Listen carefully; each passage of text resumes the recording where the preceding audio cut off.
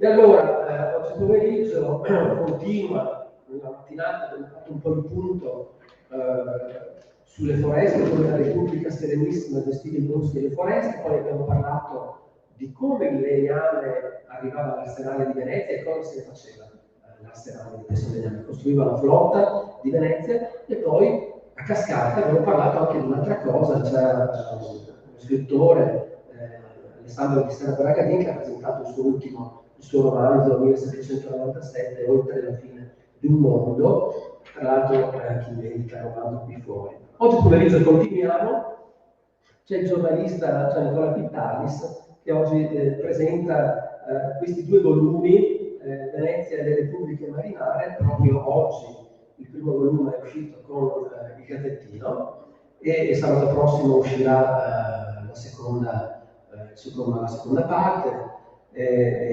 Gian Nicola ci parlerà quindi di Repubblica Serenissima e delle altre repubbliche, perché noi conosciamo la nostra, ma poi non solo le altre tre famose, Genova, Pisa e Amalfi, ma poi Gaeta, Nora, Noli, ce ne sono delle altre.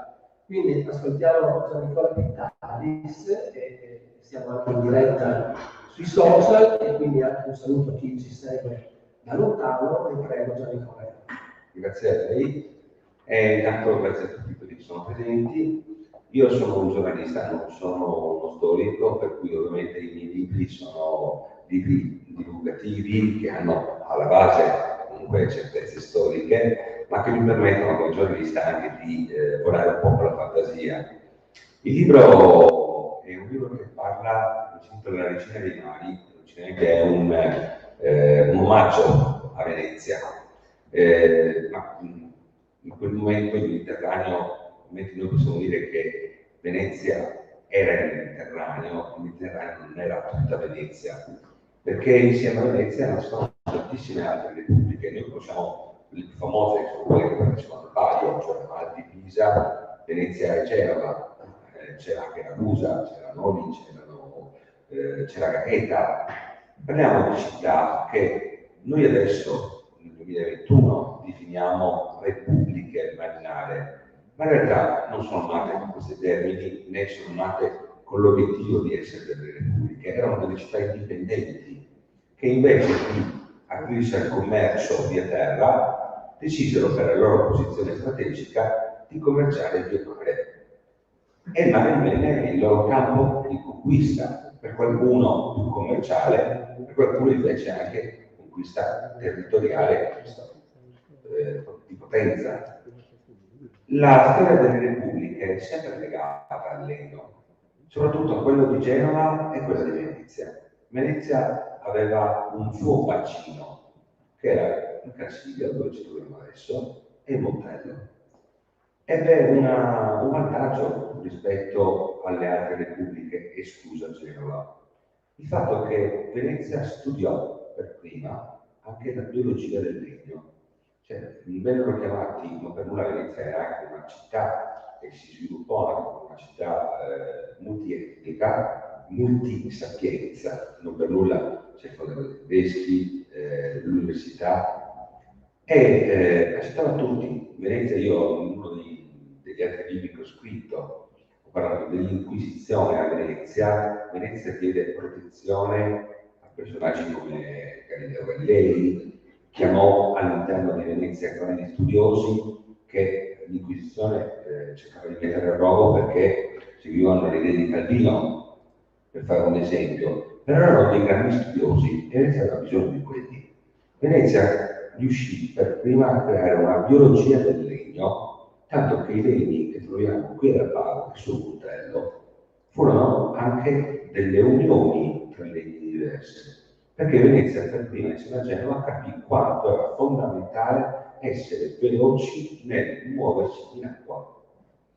Io faccio iniziare il mio libro con un dialogo da un dialetto veneto, il vecchio dialetto veneto, quello nobile, a una parlata con un forte accento toscano. Solo alla fine si scopre che si parla di Marco Polo e lo Stichello da Pisa, uno catturato e imprigionato per un anno, l'altro invece già da 14 anni imprigionato al Palazzo del Mare per essere stato catturato con un'altra battaglia. E incredibilmente per una volta tre repubbliche si ritrovano nella stessa città. Genova col Palazzo del Mare, che erano le prigioni, dove i pisani venivano trattati anche molto peggio.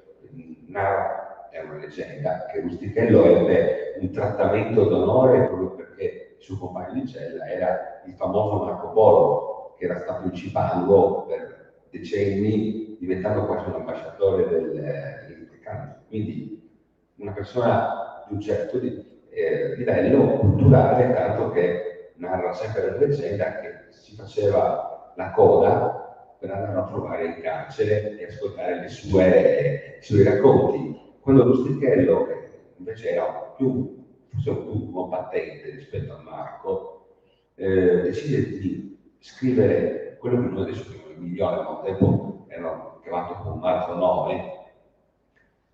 Quando chiesero a Marco Polo se non si era inventato tutto, perché i racconti erano talmente fantastici, lui ha detto: io ho raccontato metà di quello che sarebbe la verità, l'altra metà voi dovreste ancora scoprirla. Rustichello portò queste idee perché lui fu rinchiuso 14 anni in questo Palazzo del Mare, che era la prigione di Genova. Il libro inizia con l'odore del mare, il profumo del mare. Era quello che Marco Polo conosceva, che Genova conosceva, che Rustichello conosceva. Da questo dialogo si inizia a parlare di quello che poi sono queste città indipendenti che si sviluppano chi nell'Adriatico, chi nella parte tirrenica.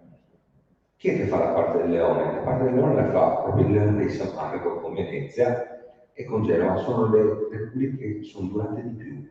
Noi anche se il termine repubblica dico un termine cattivo, sono le città che sono durate di più. Addirittura Amalfi era molto legato allo Stato della Chiesa, quindi logicamente aveva un altro tipo di approccio, era una città più commerciale che combattente. Pisa invece se la vide su tutti i fronti. La più grande sconfitta fu vicino alla Sardegna, nella battaglia di Tavolara, dove addirittura loro persero proprio perché i loro legni, per legni intendo sia i legni che le imbarcazioni, erano meno manovrabili e molto più rigide rispetto a quelle di Genova. Tanto che uno dei famosi Doria, che era una famiglia, uno dei famosi Doria si permise il lusso di tenere all'attracco metà della sua flotta. La battaglia in cui Rustichello cadde prigioniero fece addirittura 40 imbarcazioni affondate, oltre 6.000 feriti e 8.000 morti. In quello di Marco Polo, lo zio di Marco Polo, che era uno dei comandanti di una delle navi, per non farsi prendere prigioniero vivo, caricò praticamente la testa su un muro andando a spaccarsela, pur di non cadere prigioniero dei genovesi che appunto con Venezia e con Pisa avevano un rapporto forse più feroce che con le altre città marinarie. Perché è importante il legno? Perché dopo tutti gli studi il legno del Carsiglio e del Montello risultò essere quello più elastico, quello che si rovinava e marciva anche di meno, quindi per il contatto con l'acqua, e soprattutto non finiva soltanto all'arsenale, che era se vogliamo, un centro di studio, perché all'arsenale venivano create, disegnate da ingegneri, provate le imbarcazioni. Poi c'era il vantaggio che la Repubblica di Venezia non era Venezia, la Venezia insulare come la conosciamo noi, era un territorio molto vasto che perdeva anche il Basso Piave.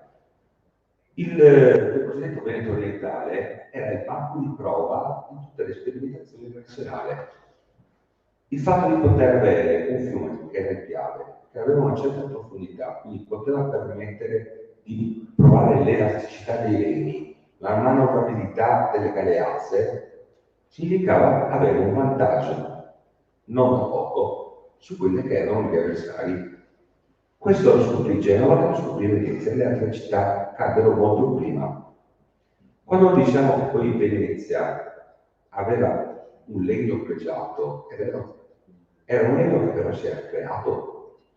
Addirittura io penso che voi lo sappiate, non sto raccontando una cosa nuova, ma era talmente prezioso che il trasporto dal Consiglio o dal Montello fino alla laguna di Venezia era sottoposto ad un controllo tale che se qualche bandito o un brigante, visto che l'Eno aveva un valore enorme, provava ad intralciare il traffico, era passato immediatamente per le armi, quindi subito condannato a morte. Questo per far capire quanto il legno fosse vitale per Venezia. E Venezia ebbe effettivamente un ruolo importante in quello che fu la conquista del mare. Tanto che nella famosa battaglia di Lepanto il grande screzio non fu il fatto che per la prima volta le repubbliche marinare si unirono per combattere insieme, ma fu che il comando fu dato a un genovese. Fu un Doria a essere al comando della battaglia di Lepanto, nonostante invece, storicamente parlando, la vittoria fu grazie all'intervento dall'ala sinistra delle galeazze veneziane, che erano quasi inaffondabili rispetto anche alle barche genovesi, che riuscirono praticamente a colpire nel centro la flotta saracena. Senza l'intervento di Venezia, probabilmente la battaglia di Lepanto avrebbe avuto altro esito. Però il fatto che il comandante in capo non fosse un veneziano, diciamo che diede molto fastidio alla Repubblica di Venezia. Un'altra leggenda che viene sfatata nei libri: Venezia non crollò perché arrivò Napoleone, anche se molti danno la colpa al francese della caduta di Venezia. Purtroppo erano cambiate le rotte. Mentre prima esisteva soltanto il Mar Mediterraneo, poteva essere diviso in due: la parte adriatica, dove logicamente Venezia, dopo riuscì a prendere anche Ragusa, cioè mise comunque il controllo su tutto il canale adriatico. Per l'altra parte c'era il Tirreno. Il vero cambiamento fu con la scoperta delle Americhe, che ovviamente aprirono nuove rotte, per cui il Mediterraneo venne un po' abbandonato. La stessa Venezia iniziò a diventare una Venezia più che da mare, ma di terra, e vennero chiamati i cosiddetti comandanti di Ventura, che ovviamente avevano nel loro gesto, vennero pagati. Ma pagati come? Pagati con terre, soldi, titoli, statue. Vi faccio un esempio banale: tutta la zona che riguarda Tarso, Cisone di Valdarino, era un proprietario di un capitale di Ventura, era il pagamento. Venezia ormai era indebitata perché logicamente doveva anche pagarli questi uomini. Quindi quando Napoleone arrivò a Venezia, trovò già una Venezia che era in fase di decadenza. La stessa cosa accade per Genova. Quando il traffico commerciale e di guerra non fu più il Mediterraneo, ma fu logicamente spostato verso l'Atlantico, quindi ecco che arrivarono le conquiste a partire da Colombo in poi dell'America e del Sud America, di Vespucci e altro. Il Mediterraneo venne un po' abbandonato, non c'era più la possibilità di commerciare, perché i commerci arrivavano da un'altra parte. Le sete, l'oro, l'argento non facevano più la cosiddetta via della seta, prendevano un'altra via che era la via atlantica. Venezia si trovò costretta a dire: allora l'espansione la facciamo verso l'interno. Venezia fu anche la prima a creare quella che noi oggi definiremmo i Marines. Ne parlo nel primo libro, che sono i grandi condottieri della Repubblica. Cioè, i Marines cos'erano? Erano degli uomini fanti di terra e di mare, abituati a combattere sia in mare che sulla terraferma. E facevano quello che noi chiameremmo l'attacco sorpresa.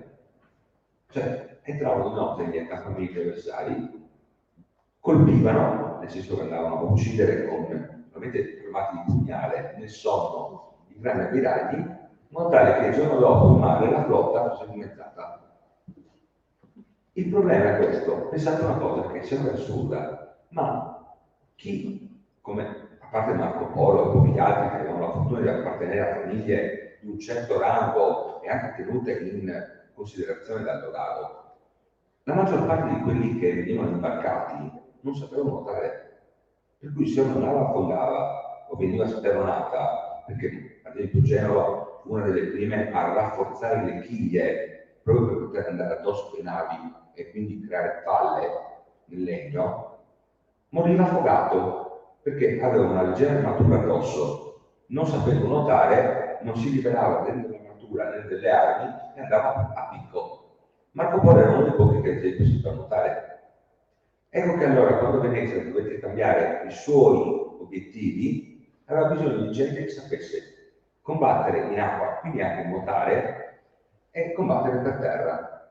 Genova copiò una cosa da Venezia. Venezia fu la prima a creare una nave, un'imbarcazione quasi inaffondabile, che era la Galeazza, che aveva la possibilità di avere dei pontili. Per chi non sapeva nuotare o combattere in acqua, il pontile permetteva di combattere come se fossimo terra. E il vantaggio è che effettivamente Venezia, anche con il capitale di Ventura, iniziò ad avere un vero e proprio esercito. Genova lo stesso, non spesso non si può dire di Amalfi di Pisa. Nel mio racconto, che alla fine è un racconto, Rustichello chiede a Marco: noi avevamo preso una bruttissima sconfitta, Genova ci fu superiore perché era più veloce, e chiede a Marco: tu sai quanto contava la velocità in mare?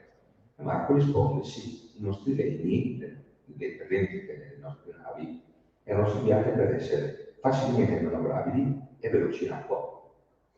Perché? Perché Pisa non ha mai avuto un arsenale, Genova ce l'aveva. Ecco perché Genova e Venezia sono state le grandi e le storiche rivali, le altre sono passate più in sordina. Ci furono altre repubbliche, io vi le cito nel primo volume, le cito tutte, c'è anche una piccola mappa. Noi conosciamo Genova, Amalfi, Venezia e Pisa, come le più famose, ma c'era Ancona, c'era Ragusa, c'era Noli, c'era Gaeta, e addirittura Noli, Gaeta, Ragusa, che adesso si trova in Croazia, nacquero prima ancora di Venezia e Genova, soltanto che non ebbero la possibilità, anche per una questione di territorialità, erano molto più piccole, di reggere l'impatto di repubbliche marinarie più grandi, per cui alla fine il vero controllo di tutto l'Adriatico, quindi anche di Ancona, di Ragusa e di Amalfi, furono prese da Venezia. Genova occupò la parte tirrenica. Perché? Perché in mezzo nel Tirreno c'erano comunque due isole che interessavano sia Venezia che Genova, che erano la Corsica e la Sardegna. Perché? Perché erano i punti strategici per poter arrivare in Spagna e contemporaneamente in Italia. Non per nulla, chi è che difende la Sardegna, per dire, per fare un esempio, è stata sotto i Pisani, è stata sotto i Genovesi, è stata sotto gli Spagnoli. Era un'isola che era fondamentale per il controllo del Mediterraneo, perché si poteva arrivare anche in poche ore, si poteva arrivare anche in Africa. Quando però il commercio e la guerra non erano più nel nostro bacino, che è un bacino chiuso, perché il mar Mediterraneo è un mare chiuso, ma iniziarono a esserci gli spazi aperti, ecco che intervenirono la Spagna, il Portogallo, e pian piano anche la potenza delle nostre devo dire, italiane repubbliche iniziò a scendere. L'arrivo di Napoleone fu soltanto quello che noi chiamiamo il colpo di grazia, di città che comunque erano già ormai indebolite, che non avevano più il potere di una volta, sì, avevano un'estensione che era enorme, perché ad esempio Noli, che era vicino a Genova, fu subito assorbita. Genova, come il Veneto, aveva una grande riserva di legname, di boschi e foreste, e anche Genova chiamò da fuori studiosi per capire quali potevano essere i legni più adatti, non solo per costruire le imbarcazioni, ma soprattutto pensate a una cosa: una barca può essere resistente, può essere, come hanno fatto Genova, rafforzata con le punte in acciaio per andare a confrontarsi nave contro nave. Ma cos'è che permette ad una nave o ad un'imbarcazione di muoversi velocemente, il ritmo dei remi. Se il remo è elastico e respinge bene l'acqua, non solo tu hai più velocità in mare, ma hai più forza di manualità. La Galeazza non era una nave piccola, stiamo parlando di una fortezza volante, navigante, eppure era gestibile grazie ai rematori. Molti rematori erano prigionieri, ai quali si diceva: ti condono la pena, però ti fai 4 anni sull'imbarcazione. In quel momento significava giocare tra una decisione importante: stare nei piombi di Venezia per anni, sempre che non uscisse vivo, o rischiare di trovarsi 4 anni dopo liberi, però sapendo che la tua giornata, la tua vita, per quegli anni sarebbe stata in mare, magari non sapevi nuotare, non avevi mai visto una nave e a remo c'eri legato. Non erano allenatori volontari, erano prigionieri, quindi ovviamente erano incatenati al remo. Se una nave affondava, lui affondava con la nave. C'era direttamente in gioco 4 anni in cui rischio la vita o 20 anni di piombi in cui magari non è esclusivo. Molti accettarono l'offerta, anche molti che furono condannati dall'Inquisizione, perché per Venezia aveva bisogno di rematori. Prima ancora che di soldati, aveva bisogno di rematori esperti. Più erano forti e veloci in nave, in acqua, più potente era l'esercito, l'esercito navale, come dire, di Venezia. Ecco perché Venezia, io l'ho chiamata la regina dei mari. Insieme a lei ci sono tante altre repubbliche marinari. Di ognuna di loro ho preso un personaggio, ho voluto qualcuno che fosse un po' diverso dagli altri. Da chi narra la leggenda inventò la bussola, che non era né un genovese, né un pisano, né un veneziano, anche se poi si dice che la bussola sia stata creata in Oriente e più l'abbia soltanto sfruttata per potersi orientare meglio in acqua, a Giovanni Caboto, che divenne famoso con tanti altri nomi, ma quello era il personaggio. E poi all'interno del racconto compare sempre spesso la figura di una persona che tutti conoscete, che è Dante Alighieri, toscano, odiava i pisani da buon fiorentino, ma c'era anche con i genovesi. Non è che fossero molto simpatici nemmeno i veneziani, tanto che molti personaggi lui li caccia all'inferno, e uno dei personaggi di cui parlo io è anche il famoso Conte Ugolino, che viene rappresentato da Dante all'interno dell'inferno. Lì vado a spiegare anche una cosa: ci sono due, la famosa terzina che parla del Conte Ugolino, la testa che no, sull'oro del Chiropasto. Molti pensarono tuttora a un atto di cannibalismo. In realtà si può pensare invece a un certo tentativo di rivalsa dopo che il Conte Ugolino fu anche lui catturato durante una battaglia navale. E il Conte Ugolino, contate che, a differenza di Marco Polo o di Rustichello, che non erano comandati di nave, ma erano semplicemente dei soldati a bordo delle navi, il Conte Ugolino era un ammiraglio. Abbiamo avuto anche esempi di gran coraggio a Venezia. Non voglio fare spoiler, quindi lascio a voi anche la lettura del libro, ma noi abbiamo avuto un doge che ultra ottantenne impedì la capitolazione di Venezia quando ormai Genova era a Chioggia.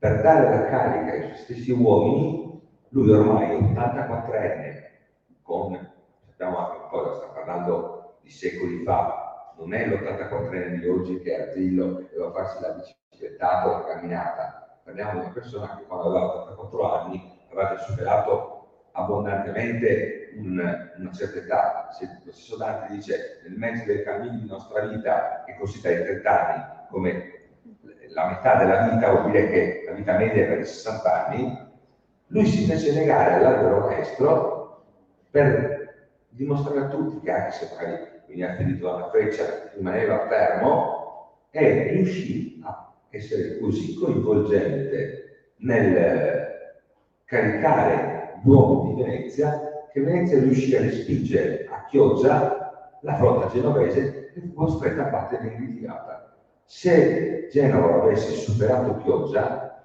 Venezia sarebbe caduta sotto il dominio genovese.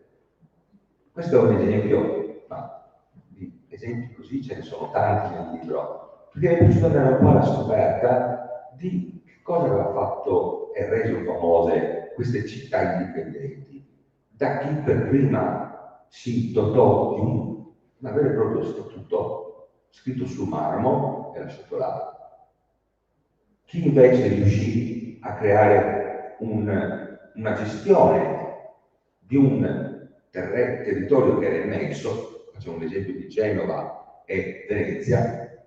A Venezia chi comandava? Il Doge. Come si chiamava invece chi comandava a Genova? Doge. Anche Genova era un dogaro, perché Doge comunque era un termine che indicava la posizione più alta. Amalfi era addirittura invece gestita un vescovo.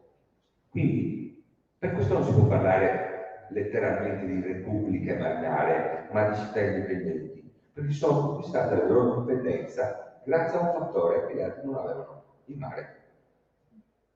Poi, che hanno sviluppato più il commercio o più la possibilità di muoversi anche all'interno, quindi di andare alla conquista, erano anche decisioni che venivano prese in base a un'analisi della propria vera potenza. Pisa, se ci pensate, attualmente non è sul mare. Pisa dista chilometri dal mare. Per noi parliamo della Repubblica Marinare di Pisa. A quel tempo Pisa aveva uno spot sul mare. Cos'è che gli mancava? Non è che gli mancasse il legno, perché la Toscana ha comunque i suoi boschi e le foreste, ma sono legni completamente diversi da quelli che abbiamo qui in Veneto o quelli che abbiamo in Liguria. Erano molto più duri. Quindi anche più difficile da lavorare, più difficile da lavorare in base alla natura.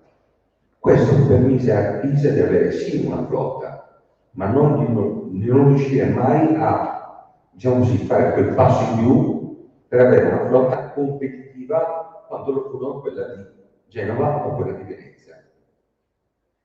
Il libro, la prima parte, si ferma su una domanda. Cos'è il Mediterraneo oggi? Che poi sarà, tra virgolette, l'introduzione al secondo volume. È vero, il Mediterraneo è stato per tanti un territorio di conquista, per tanti un territorio di commercio. Ma oggi che cos'è il Mediterraneo? Noi abbiamo sempre visto il mondo con una figura europocentrica. Al centro c'è l'Europa, attorno all'Italia, che è il centro dell'Europa, dove c'è l'acqua, c'è il nostro mare Mediterraneo, Mare Nostrum. Adesso, che cos'è il Mediterraneo? E questo è considerato un bacino. E questo è invece una domanda che noi ci dovremmo porre, perché il Mediterraneo è stata la storia, come il legno è stata la storia. Noi abbiamo la fortuna di avere nel Veneto una regione che, a differenza di tutte le altre, ha tutto. Alla montagna, al mare, ai boschi, alle foreste, ai laghi. Le altre regioni non ce l'hanno, gli manca qualcosa. Può mancare un lago, può mancare la foresta, può mancare la montagna, può mancare il mare. Il Veneto invece praticamente tutto. E soprattutto anche ha avuto la capacità di essere la prima, parlo della Repubblica di Venezia, intendendo il Veneto e anche tutti i territori che conquistò, perché arrivò fino in Friuli, non scordiamoci che arrivò fino a quella che è l'attuale Slovenia e Croazia, però fu anche la prima che iniziò a studiare, a creare quella che noi oggi si studia a scuola, ingegneria navale. Venezia fu la prima, insieme a Genova, ad avere gli ingegneri navali. E sapete quante volte ci sono, nel libro è scritto, quante volte venivano prodotti dei prototipi di imbarcazioni che dovevano essere utili o al commercio o alla guerra in acqua per Venezia, che dovevano essere provate di fronte al Doge ed approvate dal Doge. Se il Doge non approvava, il progetto era buttato via. L'arsenale era questa fucina e fu uno dei punti di forza della nostra Repubblica. Il problema è scoperta dell'America, cambio delle rotte e ovviamente per tutte le repubbliche marinali, non soltanto per la regina dei mari come Venezia, ovviamente una grande disfatta che non arrivò assolutamente dalla guerra, arrivò dalla scoperta di un nuovo mondo che aveva delle potenzialità e anche delle ricchezze che noi già in Europa non conoscevamo. Arrivano cose nuove che attirano subito l'attenzione dei grandi imperi, parlo di quello spagnolo, per fare un esempio, ma anche di quello francese. Non avevano più interesse sul Mediterraneo, avevano scoperto loro le rotte e fu un italiano a farlo, fu un genovese, Cristoforo Colombo. Io quindi vi lascio semplicemente a questo. Non sono uno storico e non lo sono mai, non scrivo per scienza, sono giornalista, scrivo per divulgare e mi diverto anche nello scrivere queste cose. Ho scritto di quanto un tempo a Costantinopoli c'erano più veneziani che abitanti di Costantinopoli, perché c'era un gioco di spionaggio, di diplomazia tra Venezia e Costantinopoli che era forse stato il primo, la prima spy story della storia. Ho scritto dell'Inquisizione a Venezia, come Venezia fu una delle poche città in cui l'Inquisizione fu imposta e respinta al mittente, tanto a metterci contro lo Stato della Chiesa. Venezia salvò dall'Inquisizione gente come ho detto prima Galileo, ma salvò anche persone che poi furono catturate dopo e mandate a rogo. A Galileo gli dissero, nascondendo in una gondola completamente nera, facevano andare via di nascosto di notte, tu qui a Venezia sei protetto, fuori da Venezia non possiamo garantire, come per dire, su te pende un giudizio dell'Inquisizione, se ti prendono fuori, ecco che dopo, quando fu chiamato di fronte al Tribunale dell'Inquisizione, fece il famoso Caviula, e che finì con la, si dice la leggenda, eppur se muove, però rinnegò tutti i suoi studi. Giordano Bruno riuscì a salvarsi a Venezia, infatti fu ucciso, messo a rogo, non a Venezia, dall'altra parte. Eppure a Venezia ebbe protezione, protesse gli artisti.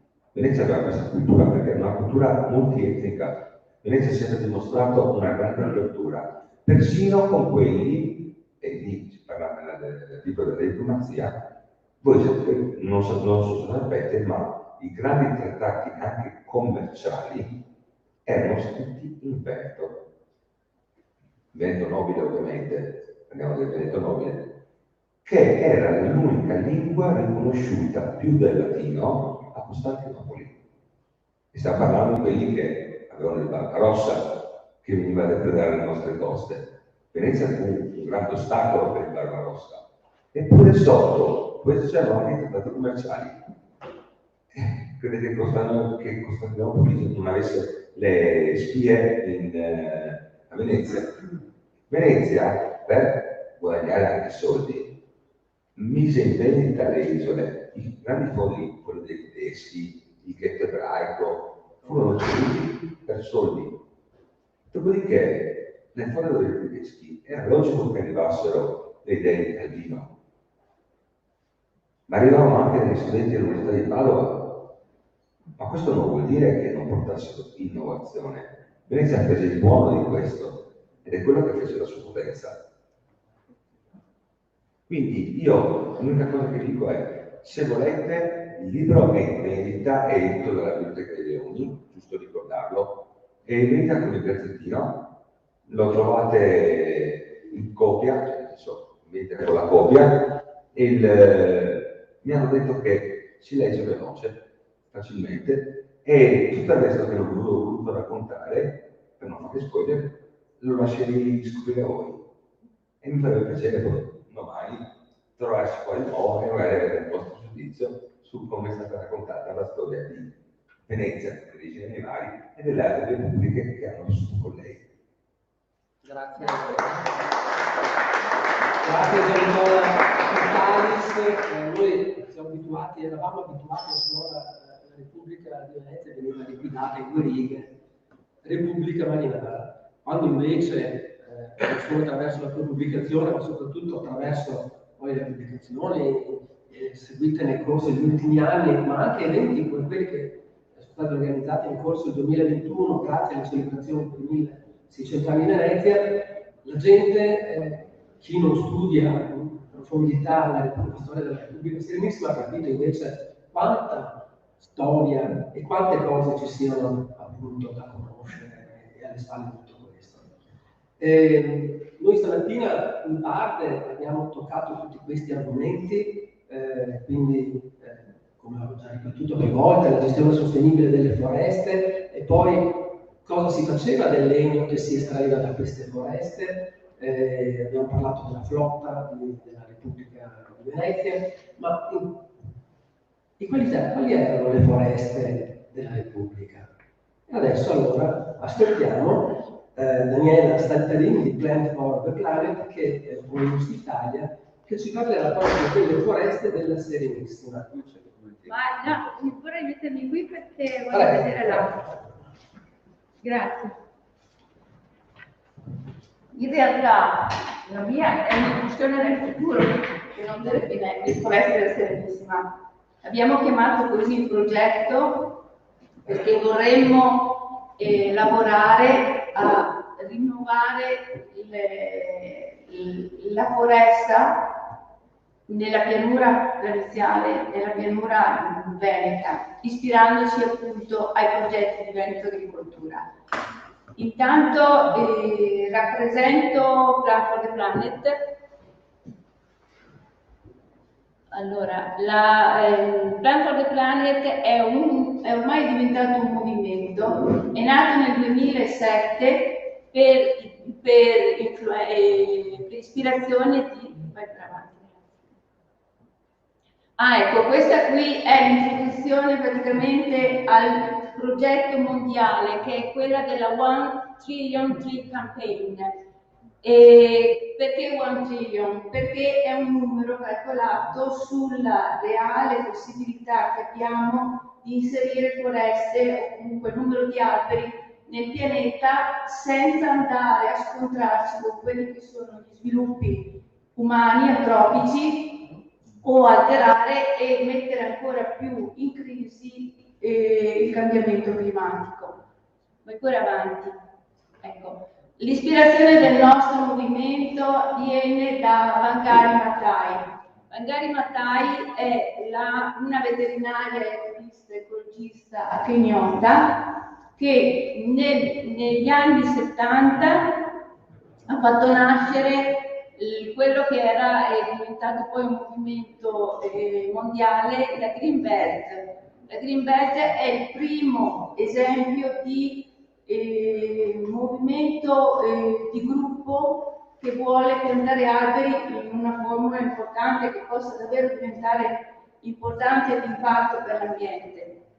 Ed infatti in 30 anni ha piantato più di 30 milioni di alberi insieme alle donne keniane. E nel 2004 questa donna ha ricevuto il premio Nobel per la pace. Importante dire che nel 2004 la motivazione che è stata data al premio è per la pace nel mondo, che la pace nel mondo dipende anche dalla nostra capacità di conservare un ambiente vivo. Cioè, nell'ambito di un premio Nobel si è unito l'ambiente, la cura dell'ambiente alla pace nel mondo. È stato importantissimo questo passo, perché è proprio aperto la strada ad una serie di iniziative sempre più forti, sempre più importanti. Prego, per avanti. Ecco, nel 2006 con il COP12 tenutosi a Nairobi parte l'iniziativa 1 Billion Tree Campaign. Perché? Perché tutti si rivolgevano a lei chiedendole quale sarebbe stato il numero preciso, il numero migliore, il numero più adatto. per risolvere la crisi climatica, e lei ha lanciato questa iniziativa. Allora ne servirebbe almeno 1 miliardo. In quel momento lì un gruppo di investitori americani hanno finanziato subito l'apertura di questa piattaforma mondiale che è stata lanciata dalle Nazioni Unite. E poi avanti. Ecco, qui comincia la storia di Plan for the Planet.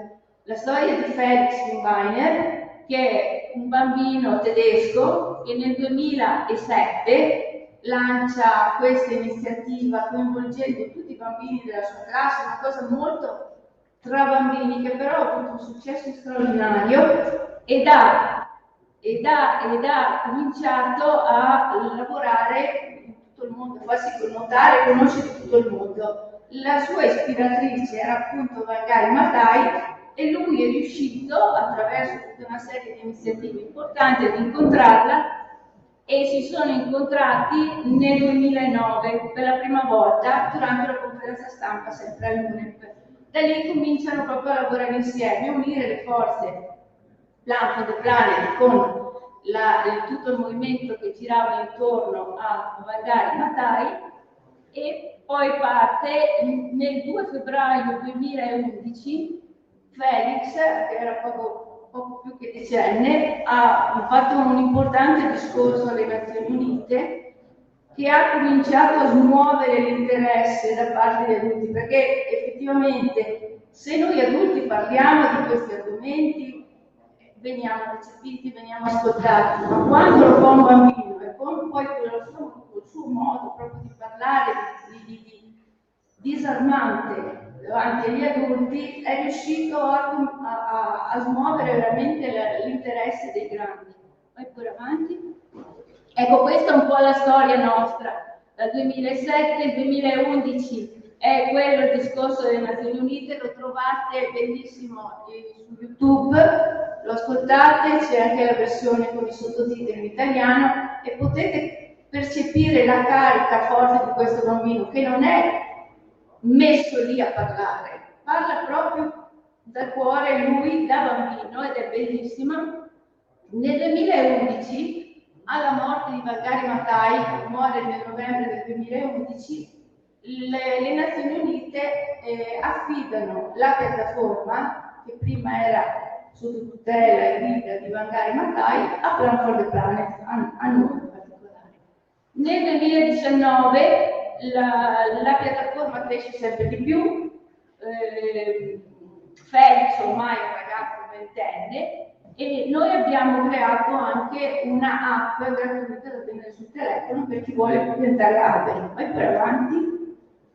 Ecco, arriviamo alla fine al World Economic Forum, in cui lo stesso Trump conferma, cioè Trump a nome di tutti i grandi del mondo, capiscono perfettamente, tutti capiscono la criticità del momento e il bisogno assoluto di intervenire per la crisi climatica. Perché? Anche perché con il Trattato di Parigi del 2015 ci si erano imposti dei termini ben precisi per la diminuzione di temperatura, cioè per delle regole ben precise per contenere l'aumento di temperatura entro certi valori standard particolari che ci dessero modo di potersi preparare a quello che comunque verrà, però in un tempo più lungo c'è più tempo anche per organizzarsi. In realtà nel 2019 non solo i valori di CO2 erano diminuiti, ma addirittura erano aumentati. Quindi vuol dire che il comportamento non era assolutamente, gli impegni non venivano mantenuti. Si dà una stretta forte alle regole precise nel novembre del 2019 con il COP25 di Madrid, e nel gennaio del 2020, poco prima che partisse il fenomeno, cioè quello che è successo poi, sappiamo tutti, del Covid, durante il World Economic Forum tutti i grandi effettivamente si mettono d'accordo perché bisogna assolutamente rientrare sotto i valori che si stanno presentando e danno delle regole, delle strette più precise ai comportamenti delle aziende. E comincia allora la One Trillion Tree Campaign, mentre prima si parlava di billion, in questo momento si parla di 1 trillion. 1 trillion sono 1.000 miliardi di alberi. 1.000 miliardi di alberi che vengono confermati come possibili da piantare in tutta la terra, naturalmente, da quel ragazzo lì, adesso mi sfugge il nome, comunque lui ha parlato alle Nazioni Unite dicendo esattamente quali erano i termini, quali erano i numeri di alberi, ed è il nostro consulente tecnico-scientifico. Vai pure avanti. Ecco, questa è una schermata che vi fa vedere tutti i progetti attivi nel mondo della One Trillion Tree Campaign. E nello specifico in Europa non è ancora partito niente, nonostante anche in Italia stesso ci siano decine e decine di progetti che stanno lavorando tutti nella direzione di piantare alberi per risolvere la crisi climatica. Nessuno di questi progetti è ancora stato inserito in Italia ed è questo che noi vogliamo fare qui nello specifico. Vai per avanti, grazie. Ecco qua. Prima, guardando negli stand, ho trovato questo opuscolo.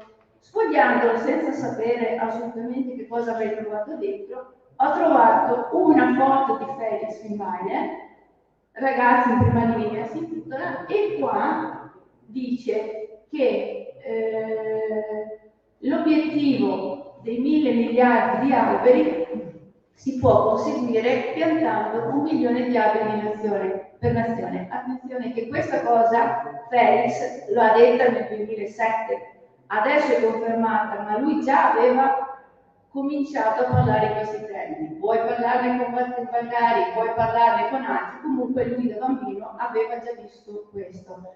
Ed è il progetto che anche noi, Plan for the Planet, vogliamo adesso avviare per l'Italia. 1 milione di alberi per l'Italia. Stiamo lavorando come gruppo specifico tecnico di Plan for the Planet ad individuare alcuni siti in Italia dove poter fare da qui al 2030, che è il decennio che sappiamo essere quello critico, quello che deciderà la svolta, e piantare almeno 1 milione di alberi.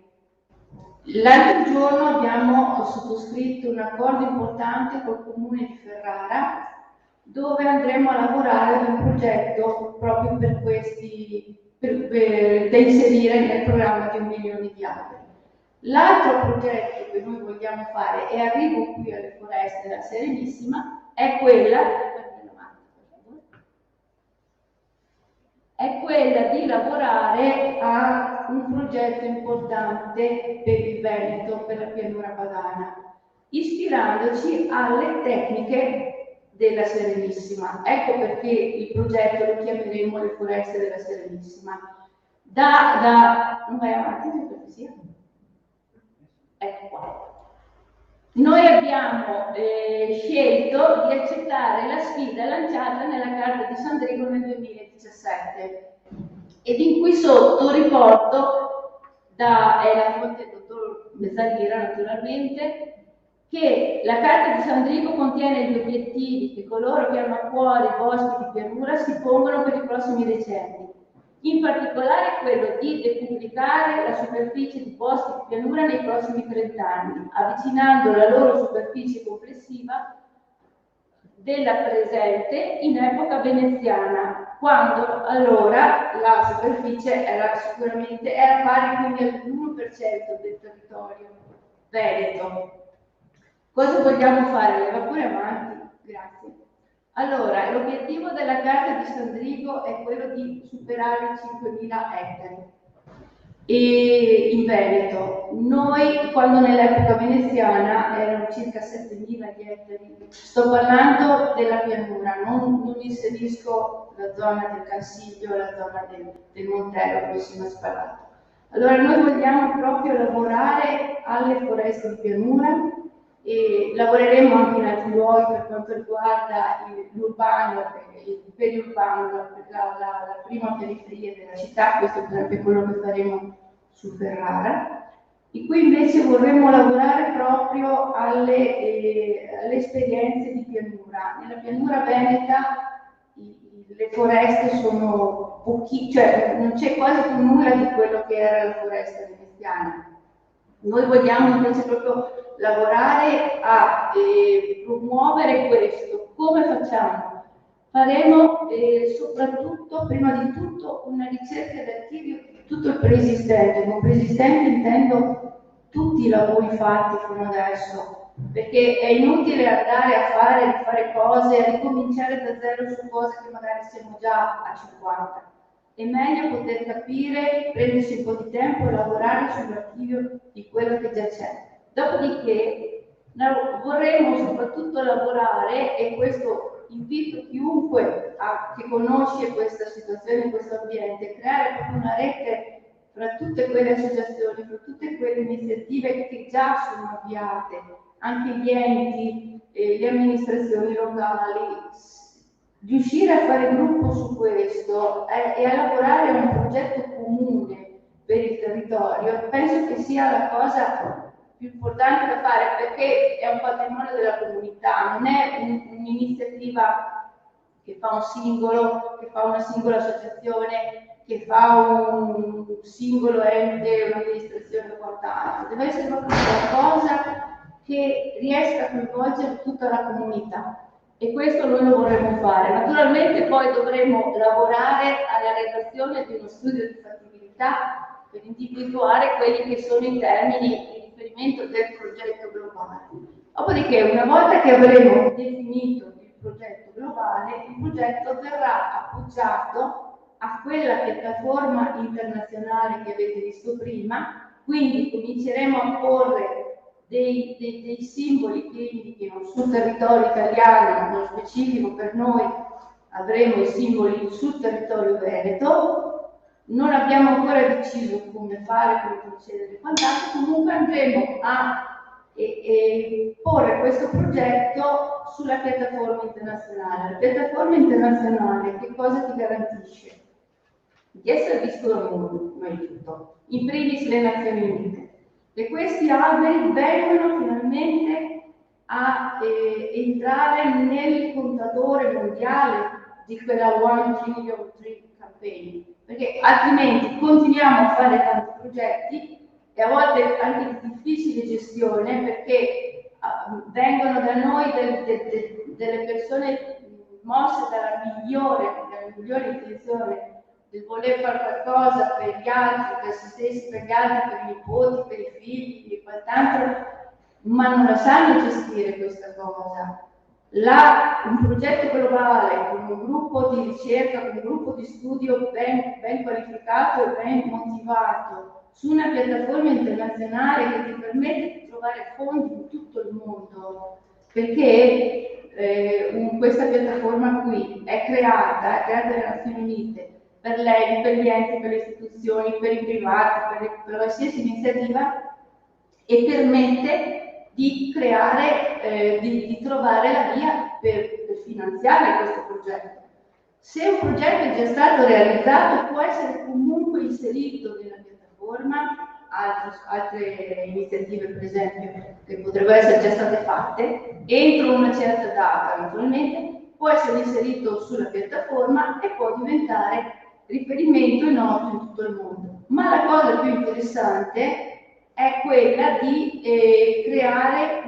di avere la possibilità di far finanziare il progetto. E se avrete modo di studiare, vedere se vi interessa, andare ad approfondire la cosa, sul sito c'è tutto quanto, potete andare nella piattaforma, vedete come è facile, anche attraverso l'app, finanziare il progetto in questo modo. E una volta fatto questo lanceremo appunto il progetto sulla piattaforma per la ricerca fondi attraverso la rete internazionale di Plan for the Planet e andremo poi a lavorare su un piano di comunicazione specifico, lavoreremo sulla realtà aumentata nelle varie location dove andremo a promuovere il progetto. Abbiamo inserito diverse tipologie di nuovi interventi che utilizziamo normalmente nei nostri progetti, nella nostra attività, e lo declineremo anche nel progetto. Puoi andare avanti, grazie. Ecco, e qua è velocemente come lavoriamo. Cioè, abbiamo scritto i benefici del piantare alberi con plan for the planet. Non è che siamo la soluzione del mondo, per carità, però stiamo lavorando con un certo criterio, con un certo metodo e una certa voglia di fare qualcosa che sia davvero utile. Ripeto, è un'intenzione che tutti hanno, perché nessuno in questo caso fa per se stesso. Qui si tratta proprio di decidere il futuro. Molto spesso tante di queste iniziative non vengono realizzate con l'idea del futuro. Ci sono sempre problemi nella gestione successiva, nell'approvvigionamento idrico per gli alberi, nello spaccio normale dell'erba, tante sono le criticità. Noi vogliamo arrivare ad un punto per cui queste criticità non esistono e lo facciamo, appunto l'iniziativa è, le tre motivazioni sono quella ambientale, che è quella di mettere a dimora alberi per mitigare la crisi climatica, non risolve la crisi climatica la messa a dimora di alberi, mitiga la crisi climatica e ci aiuta a prepararci ad un futuro difficile. Nello stesso tempo dobbiamo comunque lavorare ad abbattere le emissioni della CO2. L'altro è l'economico, perché vogliamo promuovere l'economia circolare. Ecco la gestione sostenibile a cui ci ispiriamo e a cui ci ispiriamo per il Consiglio, attraverso il Consiglio. Abbiamo degli ottimi maestri in Veneto Agricoltura e nella gestione che qui è stata fatta. Lavoreremo anche con la certificazione delle nostre iniziative. Il Consiglio ha questa grande opportunità, cioè ha questa grande qualità che è quella appunto di essere foresta certificata. Ci siamo rivolti all'ente che si occupa di certificazione, ci ispireremo a loro, o meglio, seguiremo una procedura che viene dettata dall'ente che si occupa della certificazione e prenderemo sempre spunto da quello che è l'esempio del Consiglio. Ed infine il sociale educativo, perché come prima ha detto Tassinaro, si chiama dottor Tassinaro, ecco, Tassinato, scusate, Tassinato. Lui parlava di educazione alla sostenibilità all'ambiente. Il Plan for the Planet, proprio perché è partita dall'idea di un bambino, ha come traino principale, punto di valore principale, l'educazione alla sostenibilità.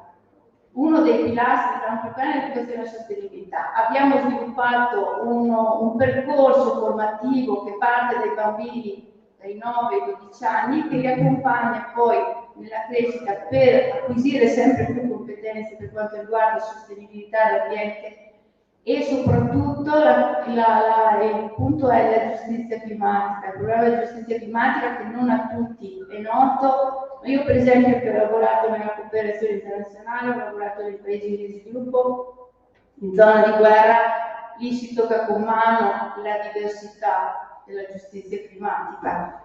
Quello che loro subiscono per attività nostra, la produzione della nostra CO2, a loro non è nota. È giusto che i bambini, già da piccoli bambini nostri, quantomeno, comincino a capire, a pensare in questi termini. E noi lo facciamo con la nostra One Day Academy, che spero proprio prima di riuscire, Elena, ad organizzarla anche qui in Calziglia. E ci occupiamo appunto di educazione alla sostenibilità e li coinvolgiamo nelle nostre attività di messa a dimora di alberi, perché proprio per accompagnare fin da piccoli in questo. Vai pure avanti. Allora, questa la concludo così. Questa è la frase di Wangari Maathai. Puoi fare molti discorsi, ma la cosa reale è quando scavi una buca, pianti un albero, gli dai acqua e la fai sopravvivere. Questo è ciò che fa la differenza. Ed infatti il claim nostro, lo slogan è Stop Talking, Start Planning. Mi emoziono quando vedo, l'ho presa stamattina quella foto là. Quella foto là è il generale Sherpa. La foresta delle sequoie, in Sierra Nevada americana sta bruciando in questi giorni. È da agosto che sta bruciando, è ricominciato ancora, effetto della crisi climatica. Per una serie di fulmini è ricominciato l'incendio. Quella è una sequoia gigante di 2500 anni, alta 83 metri. Per effetto della crisi climatica sta rischiando di essere completamente incendiata. E guardate, i pompieri le hanno circondato la circonferenza di base, 31 metri, con le coperte termiche, sperando di riuscire a salvarla. Io mi auguro che il generale Shepard si riesca a salvare, ma la crisi climatica avanza sempre di più, ce ne saranno sempre, ed è veramente commovente che alberi che hanno chissà quanti incendi ha visto quell'albero lì, sicuramente 2500 anni, adesso sta rischiando. Perciò dobbiamo impegnarsi affinché sia possibile mitigare la crisi climatica il più possibile. Io mi auguro che in Veneto riusciamo a portare avanti questo progetto il più velocemente possibile. Lo porteremo avanti sicuramente, il più velocemente possibile. Quello è l'unico punto di domanda, perché c'è bisogno di fare tutto in velocità. Grazie.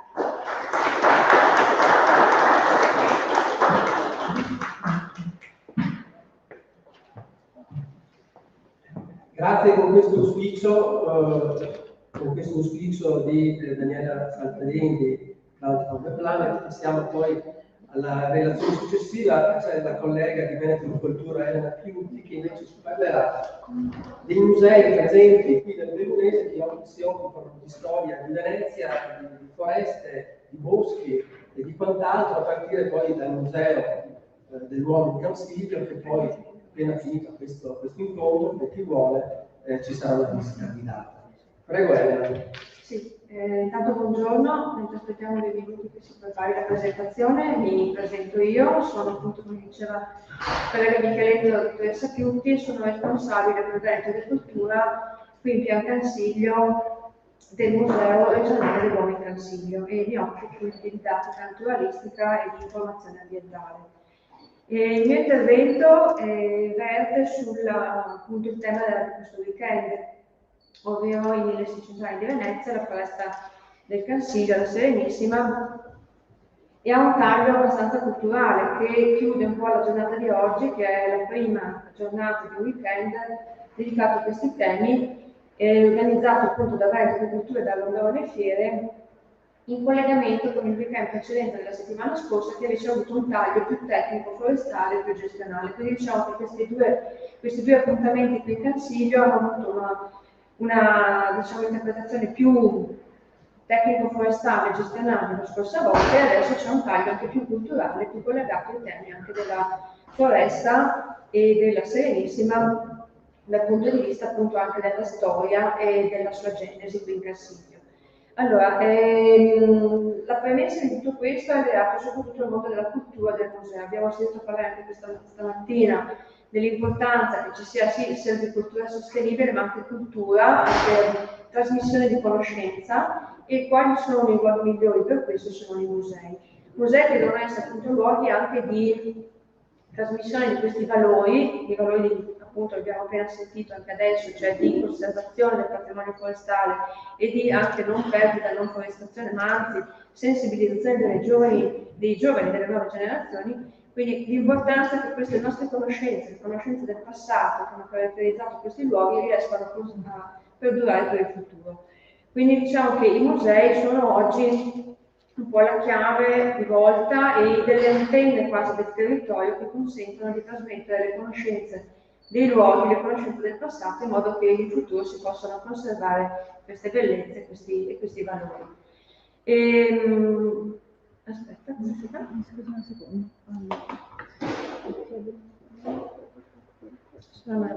Fai tu lo stesso. Quello qua. Ok. Non vuole farsi io, ok, allora diciamo che a premessa di tutto questo c'è un'introduzione. Allora, sì. Se no, aspetta, faccio a lungo la mano, è meglio che gestisca io, sai. Ok, va bene. Scusate. Proviamo. Allora, come dicevo, i musei sono dei luoghi privilegiati per poter trasmettere i valori e diciamo, tutti gli aspetti legati al territorio e alla cultura del territorio. E sono anche praticamente dei luoghi in cui è possibile avere un riconoscimento identitario. Molti di questi musei infatti sono caratterizzati da una forte identità, anche il Museo regionale Globo Consiglio ce l'ha questa identità, questo è un collegamento molto stretto con le comunità locali e soprattutto sono dei luoghi in cui è importante guardare il passato, ma soprattutto anche perché nel passato troviamo dei valori certi che ci aiutano poi a costruire il futuro. E la cosa poi fondamentale è che i musei oggi stanno diventando, e anche i musei più piccoli, non necessariamente i musei che diciamo caratterizzati da grandi opere, da cose famose, ma stanno diventando delle mete turistiche, quindi è importante riuscire a collegare l'aspetto turistico anche con l'aspetto culturale. Tutte queste cose chiaramente le ritroviamo nei musei e nelle collezioni del Bellunese, su cui io oggi vorrei fare appunto una breve carrellata. E sono tutti musei quelli della provincia di Belluno, dove si fa, come in tutti i musei, per quasi anche proprio diciamo, definizione, conservazione e disposizione degli oggetti, perché appunto i musei sono luoghi in cui ci deve essere in maniera prioritaria questo obiettivo. Si fa ricerca scientifica, sono dei luoghi in cui appunto, come dicevo prima, sono luoghi di servizi educativi alle giovani generazioni, quindi con le scuole, con i visitatori, e sono soprattutto anche dei luoghi in cui si può fare una valorizzazione del patrimonio architettonico e culturale, perché spesso sono anche luoghi di valore essi stessi, cioè non solo luoghi importanti perché conservano delle collezioni importanti, ma perché sono magari gli edifici storici o gli edifici importanti per l'identità del territorio e per la collettività. Sono spesso in case immobiliari, sono in case che hanno avuto funzioni pubbliche, ad esempio il nostro stesso museo è stata un'antica scuola, ci sono ad esempio zone del Bellunese che sono diventate importanti questi fabbricati perché hanno storie e testimonianze locali come le scase di fabbrica, immagino, oppure sono anche ex segherie, come poi vi racconterò. E poi sono soprattutto anche dei luoghi in cui è fortissimo il legame con il territorio e fanno parte di un sistema diffuso, di una rete culturale molto forte. Allora, ho riportato la mappa della provincia di Belluno, dove vedete che sono distribuiti i principali musei, nella definizione che ho detto prima, quindi luoghi dove ci sono conservazione del patrimonio, ricerca scientifica, eccetera, eccetera. I servizi educativi sono distribuiti in tutta la provincia, quindi non esiste una parte della provincia di Belluno che è privilegiata rispetto ad altre, cioè in tutta la provincia ci sono luoghi di cultura e di musei. Poi è chiaro, ce ne sono tantissimi, li ho riportati lì semplicemente per farvi vedere la lista molto lunga. Ci sono luoghi chiaramente dei musei che sono più importanti di altri, luoghi minori, però tutta la provincia di Belluno è caratterizzata da dei punti culturali molto forti.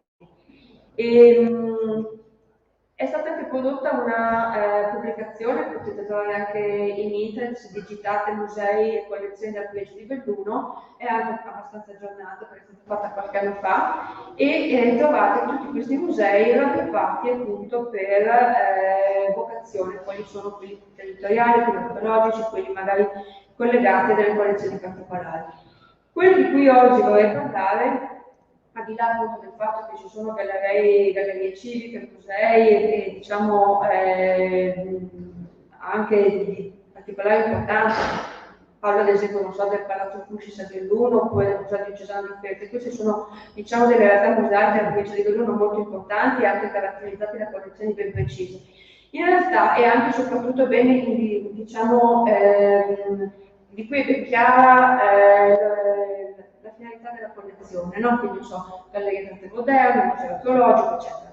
Poi in realtà però in provincia esistono una lunga serie di altri musei che appartengono a questa grande categoria di musei etnografici, antropologici o territoriali, in cui praticamente ci sono delle collezioni eterogenee di beni, ma sono quelli che in tutto senso un po' a noi piacciono forse un po' di più, nel senso che sono quelli che parlano un po' della storia, proprio collegandomi anche al tema della manifestazione di oggi, dell'economia boschiva, parlano di oggetti che hanno praticamente consentito il lavoro in montagna, sono magari collezioni di reperti che testimoniano una serie di attività agricole e artigianali, che quindi parlano veramente della storia del territorio e della gente che ha vissuto in questi luoghi, e che è importante che vengano conservati, che vengano fatti conoscere anche alle giovani generazioni, perché sono praticamente diciamo, quelli che fanno parte proprio del patrimonio del luogo e della,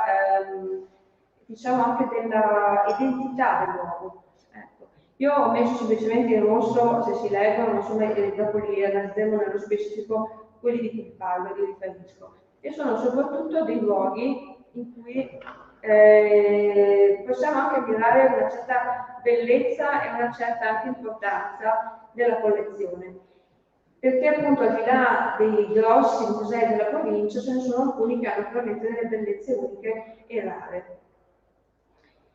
Quindi mi riferisco a cosa in particolare? A dei musei che fanno parte di una sottorete della provincia di Belluno e sono caratterizzati soprattutto da delle parole chiave. Parlano di gestione del bosco, parlano di trasporto del legname, parlano del fiume Piave e dei luoghi e degli strumenti collegati alla lavorazione del legno.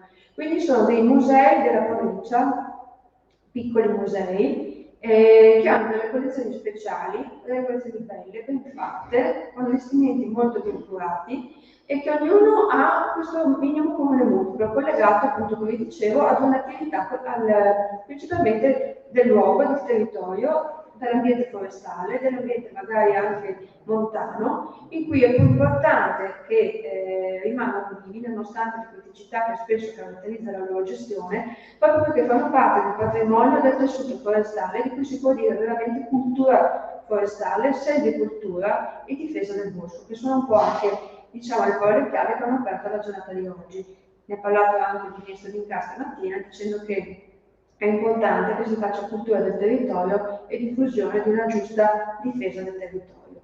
Parlava appunto che è stata la montagna a salvare la pianura, e direi che in questi musei chiaramente si vede come è stato il lavoro dell'uomo nei secoli, che poi ha aiutato a mantenere vitale il luogo forestale della nostra montagna veneta, della montagna bellunese. Quindi nello specifico vado velocemente a elencarvi e a dire quali sono le peculiarità di ognuno di questi. Tra l'altro alcuni di questi musei hanno anche uno stand e sono ben rappresentati anche oggi nel padiglione che sta qua fuori. Uno per tutti, ad esempio, il Museo degli Zattieri del Piave di Quadrisago, dove appunto è presente moltissimo materiale che è stato conservato di tutto qual è la storia degli zattieri e dei praticamente dei forestali, tutti gli artigiani che hanno lavorato attorno alla realizzazione delle zattere, che sono state praticamente direi il punto di congiuntura tra la montagna e la pianura, perché praticamente tramite le zattere il legno che veniva coltivato, che veniva gestito e tagliato, poteva arrivare a Venezia. Cioè senza le zattere il legno praticamente non sarebbe potuto arrivare in laguna e non avrebbe potuto avere tutta la Venezia, tutta l'importanza del Mediterraneo, di cui poi abbiamo sentito parlare anche nelle lezioni precedenti. Quindi suggerisco a tutti gli appassionati, soprattutto a chi desidera approfondire questo aspetto, di andare a visitare appunto il Museo Filografico degli Zattieri del Piave. Un altro museo importante è quello del ferro del chiodo del Fornizzoldo, perché chiaramente viene illustrata tutta la storia della produzione dei chiodi e delle brocche per gli scarponi. Allora, noi oggi, o chi ha assistito la settimana scorsa a tutto il mondo tecnologico forestale che c'è oggi per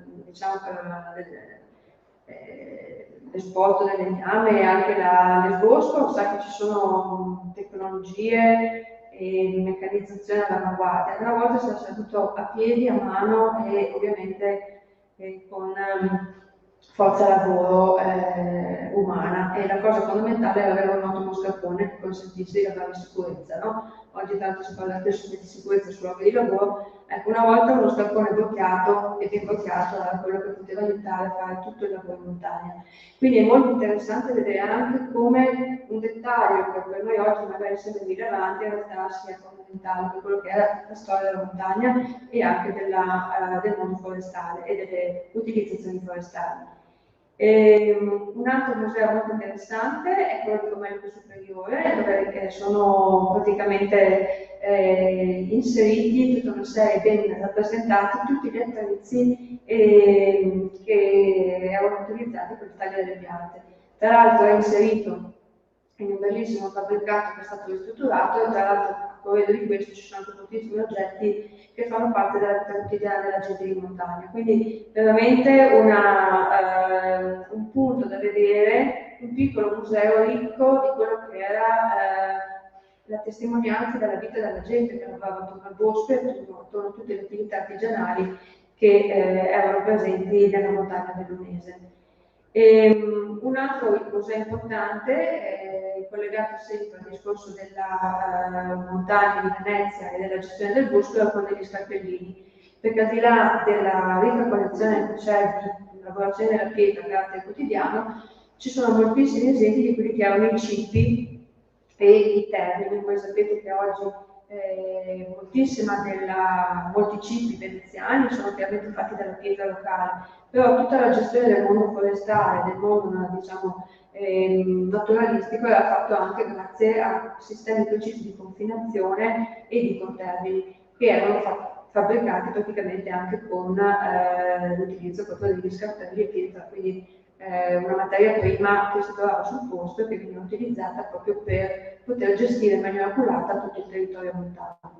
Un altro museo che suggerisco di vedere, molto bello della provincia di Belluno, quello è legato soprattutto al trasporto e alla fruttazione del legname, è quello di Perarone di Cadore. Ben fatto, un piccolo museo con delle collezioni preziose, tra l'altro ben rappresentato anche da filmati per chi li conosce l'Istituto Luce, che mette veramente uno spaccato di quello che è la vita di montagna e lungo l'asse del fiume Piave, collegato alla quantità di vicine di segherie che c'erano e soprattutto anche alla quantità di gente che oggi una volta lavorava attorno alla fruttazione e al trasporto del legname.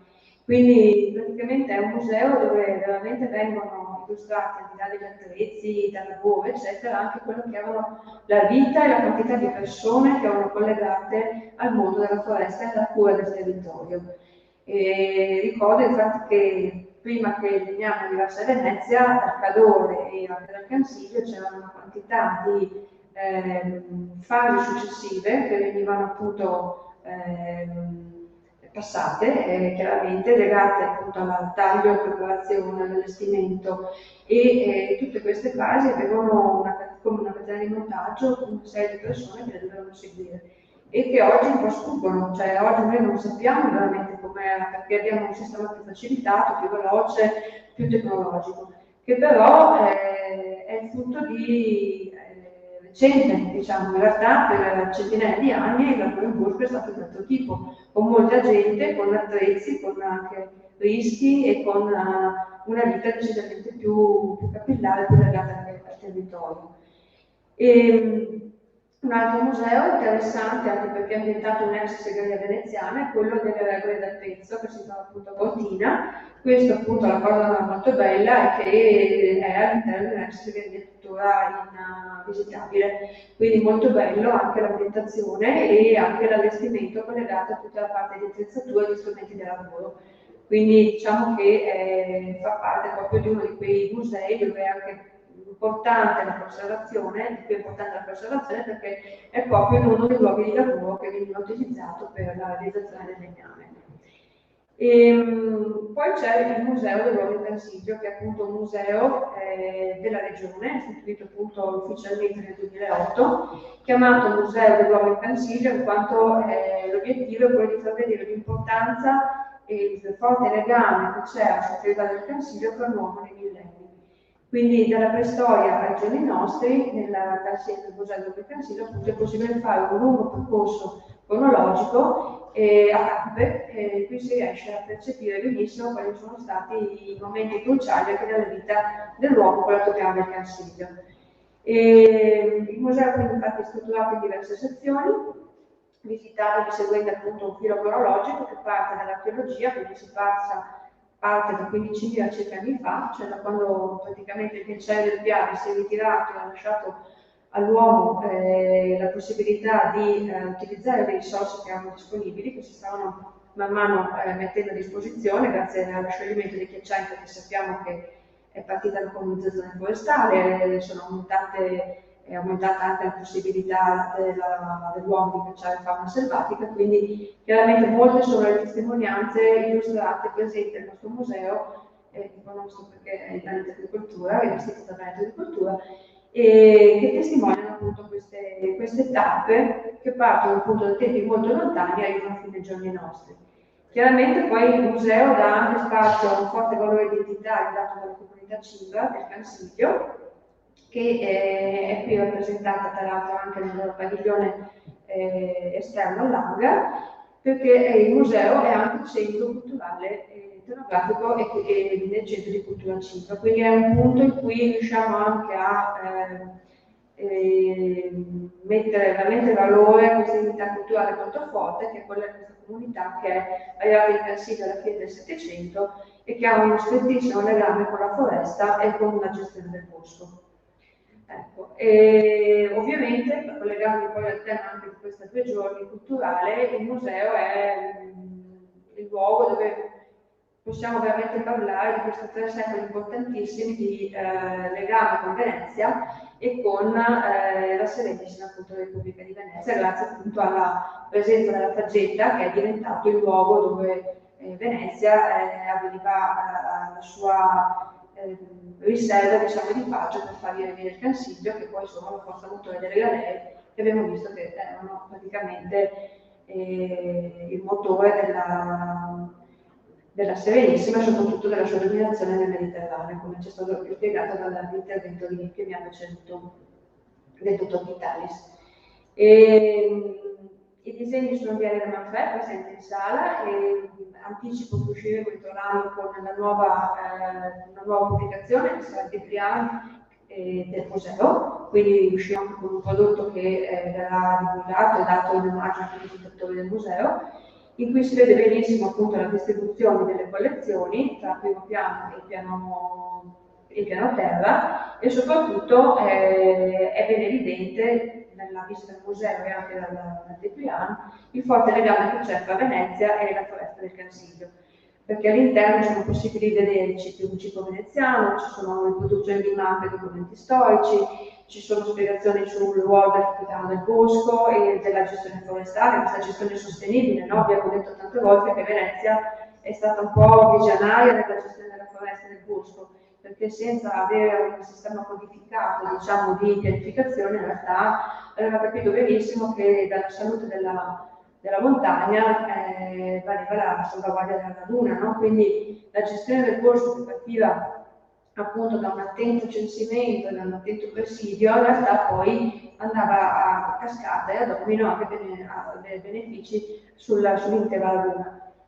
Quindi poi c'è spazio soprattutto per tutto il mondo che è legato alla produzione del remo, e quindi è possibile vedere il grande remo da galera che è stato realizzato nel 2007 dalla compagnia del Fez, che è qui presente oggi, tra l'altro, e ampio spazio è dato anche a tutto il mestiere di remeri, perché ovviamente erano le persone capaci di trasformare una stella grezza di legno poi in realtà in un remo, cioè nella forza motrice delle galee. C'è un modello di galea e soprattutto abbiamo rappresentato anche tutto il mondo del trasporto del legname, perché come vi dicevo il legname era in montagna ma doveva anche arrivare in laguna, quindi era fondamentale creare tutto il sistema perfetto di trasporto della questa preziosissima risorsa che è il legname. Queste sono solo alcune delle immagini che trovate al museo, però la cosa che è importante è che tutti questi piccoli musei che, come vi ho detto, hanno ricchezza, patrimonio, bellezza, testimonianza, valore identitario, e sono spesso anche di luoghi molto importanti, perché sono in fabbricati o in edifici che hanno anche essi stessi un valore culturale, hanno chiaramente la possibilità di dare un'offerta ai visitatori, alle scuole, eccetera, sono però dei piccoli musei che spesso soffrono nella loro gestione. La cosa fondamentale della loro prospettiva è che siano anche legati da una comune strategia di comunicazione perché possano essere valorizzati. Allora, questi musei della provincia di Belluno fanno parte di una rete museale che appunto sta cercando di promuovere non solo i grandi musei che sappiamo che hanno più facilità nella sopravvivenza, tipo i musei noti per mete turistiche, eccetera, ma quello che è importante è che anche fra i piccoli musei che hanno appunto questi valori condivisi si riesca a fare una strategia di gestione perché gli consente di sopravvivere, superare anche difficoltà nella loro gestione e soprattutto diffondere alle nuove generazioni quelli che sono i valori che invece sono custoditi. Ecco. Io vi posso solo invitare a passare poi al museo. Se spieghi anche come raggiungerlo. Sì, esatto, infatti perché adesso penso che a breve si chiuderà la sessione dedicata qui all'Anga, qualcuno se vuole continuare a vedere qualcosa negli stand lo può fare forse credo fino alle 6. E se volete ci possiamo trasferire al Museo dell'Uomo in Calsiglio che è in piano Osteria, si torna quindi sulla statale, si segue la direzione verso Belluno, un paio di chilometri e si arriva al Museo dell'Uomo in Calsiglio. Io sarò presente per chi vuole per far vedere le cose di cui ho parlato e magari commentare insieme. Grazie. Grazie a tutti che ci ha invitato alla visita di questo museo e grazie per l'esposizione e la carrellata che ci ha fatto di tutti questi musei presenti nella provincia di Belluno. Il primo giorno di questo evento culturale sui 1600 anni della nascita di Venezia si conclude. Domani c'è la seconda giornata, non so se qualcuno vuole, prima di chiudere, trasferirsi, chi vuole al museo, sa qualcosa, se vuole aggiungere qualcosa a quanto è stato detto questo pomeriggio, e casomai la invito domani, alla giornata di domani, se qualcuno è ancora da queste parti, è il benvenuto. Noi adesso ci trasferiamo al Museo dell'Uomo, 2 chilometri più avanti sulla destra, quindi ci sarà la visita guidata Seitene che ci dirà e quindi Per chi vuole chiaramente non c'è... Chi vuole ci raggiunge. Grazie e buona serata a tutti.